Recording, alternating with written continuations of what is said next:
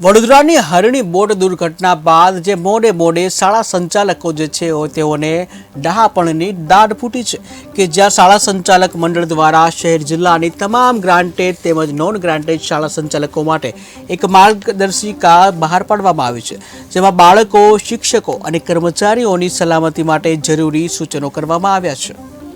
તો વડોદરા શહેરના શાળા સંચાલકોને ડહાપણની દાઢ ફૂટી, જ્યાં જિલ્લાની તમામ ગ્રાન્ટેડ અને નોન ગ્રાન્ટેડ શાળાઓ માટે માર્ગદર્શિકા જાહેર કરવામાં આવી, જ્યાં શિક્ષકો અને કર્મચારીઓની સલામતી માટે આ સૂચનો કરાયા। ગાઈડલાઈન બહાર પાડવાની જરૂરિયાત કેમ ઊભી થઈ એ આપ સૌ બધા જાણો છો કે વડોદરામાં આજે હરણી તળાવ ખાતે બોટ દુર્ઘટના થઈ, એમાં 12 ભૂલકાઓ અને 2 શિક્ષિકાઓના અપમૃત્યુ થયા। ખરેખર આ ખૂબ દુઃખદ ઘટના છે, પરંતુ ઘટના આગળ માનવી લાચાર છે। પણ માનવી લાચાર છે એનો અર્થ એવો નથી કે આપણે સાવચેતી નહીં રાખવી જોઈએ। એટલે સાવચેતી રાખવાના ભાગરૂપે જ આ માર્ગદર્શક સૂચનો અમે બહાર પાડ્યા છે। આ સૂચનો છે એ કમ્પલસરી નથી। કઈ સ્કૂલે અમલ કરવો, કઈ સ્કૂલે ન કરવો, એનો કેવી રીતે અમલ કરવો એ દરેક સ્કૂલની વિવેક બુદ્ધિ ઉપર છોડ્યું છે।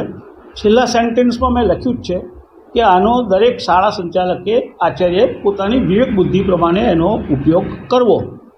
પણ આ ઇન્સિડન્ટ દર વર્ષે બનતા હોય છે।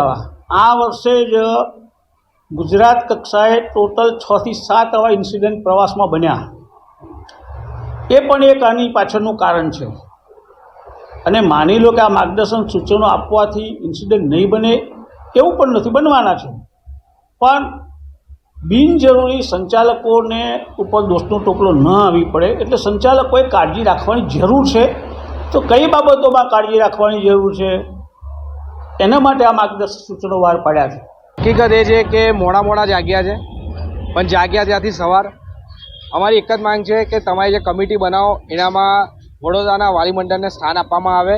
કારણ કે અમારી પાસે જે વાલીઓ બધા જે બધી સ્કૂલના વાલીઓ અમારી પાસે છે, એ સ્કૂલના વાલીઓ છોકરાઓને લેવા મૂકવા જતા હોય છે। એટલે એવામાં અમારી પાસે પૂરી પારદર્શિતા એકદમ પ્રૂફ સાથે હોય છે અમારી પાસે કે સ્કૂલમાં શું તકલીફ ચાલી રહી છે, કયા પ્રોબ્લેમ ચાલી રહ્યા છે। તો અમે શાળા સંચાલકોને પણ કહી શકીએ છીએ, પણ તમે તમારી સામે કમિટી બનાવો અને તમે તમારા કાગળ પર જ ખાલી ચાલવાના હોય તો આનામાં પણ આવનારા દિવસોમાં મોટી દુર્ઘટના સર્જાય તો એનામાં પછી જવાબદારી કોણ લેશે? વડોદરાના કોર્પોરેશનની જગ જાહેર છે આ વસ્તુ કે કયા હિસાબે કોર્પોરેશનનો વ્યવહાર ચાલી રહ્યો છે। આ કોર્પોરેશનના વ્યવહારના પાપે જ આ બાળકો, માસૂમ બાળકો જે મૃત્યુ પામ્યા અને 2 શિક્ષકો મૃત્યુ પામ્યા એ કોર્પોરેશનના જ પાપે થયું છે। એટલે તમે એવો વિચાર કરતા હોય કે ભાઈ સર્ટિફિકેટ ખાલી આપી દેશે અને સ્કૂલ સંચાલકો ખુશ થઈ જશે, આ યોગ્ય નથી। એટલે જ અમે કહીએ છીએ કે તમે જે કંઈ કામગીરી કરો છો, તમે જે કંઈ સ્ટેટમેન્ટ આપ્યા છે વડોદરાના વાલી મંડળ તરીકે અમે એમને આવકારીએ છીએ, પણ સાથે સાથે અમારી એક સ્પષ્ટપણે માંગ છે કે વડોદરા વાલી મંડળનો સમાવેશ કરવામાં આવે, જેથી જે કંઈ પારદર્શિતા છે તે અમે લોકો સામે લાવી શકીએ છીએ।